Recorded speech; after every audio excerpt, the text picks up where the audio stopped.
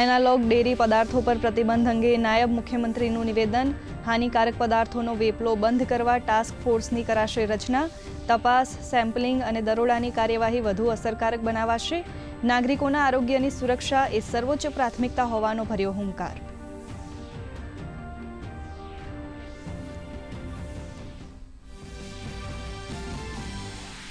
Analogue dairy પ્રોડક્ટના પ્રતિબંધની રાજ્યભરમાં કડક અમલવારી. ફૂડ એન્ડ ડ્રગ્સ વિભાગે 134 સ્થળોએ પાડ્યા દરોડા. 1000 કિલોથી વધુ જથ્થાનો કર્યો નાશ. 29થી વધુ સ્થળોએથી લેવાયા નમૂના તપાસ માટે લેબોરેટરીમાં મોકલાયા.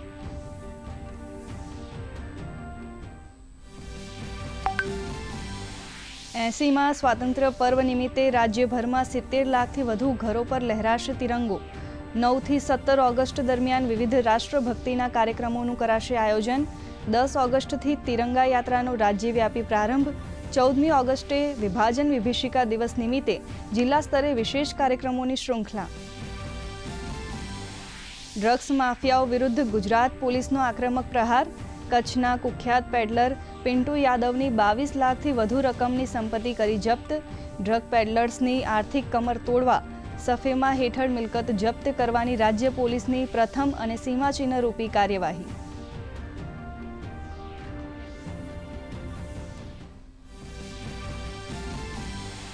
મોરબીના વીરપરડા ગામે કૂવાના પાણીમાં કુદરતી હિલચાલની પ્રક્રિયા એ માત્ર કુદરતી જળ સંચય અને ભૂગર્ભ દબાણની પ્રક્રિયા. પ્રાથમિક તપાસમાં ભયજનક હોનારતનો સંકેત હોવાની અફવાઓને મળ્યો રદિયો. ગ્રાઉન્ડ વોટર રિસર્ચ ટીમ ઊંડાણપૂર્વકની તપાસ બાદ રજૂ કરશે અહેવાલ. કેન્દ્રીય કેબિનેટની બાયોગેસના ઉત્પાદન માટે ગોબરધન યોજનાને મંજૂરી. અશ્મિભૂત ઇંધણ પરની નિર્ભરતા ઘટાડી જૈવિક ઇંધણના ઉત્પાદનને 10 ગણું વધારવાનો ઉદ્દેશ. ખેડૂતો અને ગ્રામીણ વિસ્તારના લોકોની વધશે આવક.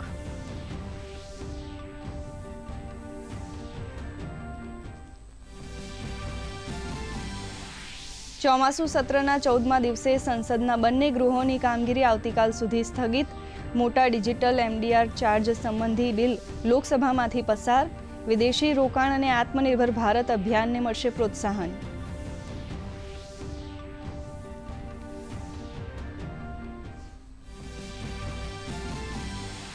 તો રાજ્યસભામાં વિનિયોગ વિધેયક પસાર. સંસદની મંજૂરી બાદ વધારાના ખર્ચ માટે સંચિત નિધિમાંથી નાણાં ઉપાડવાનો માર્ગ બન્યો મોકળો. નાણામંત્રીએ કહ્યું, જાહેર નાણાંના ઉપયોગમાં પારદર્શિતા લાવવા માટે જરૂરી છે આ પ્રક્રિયા.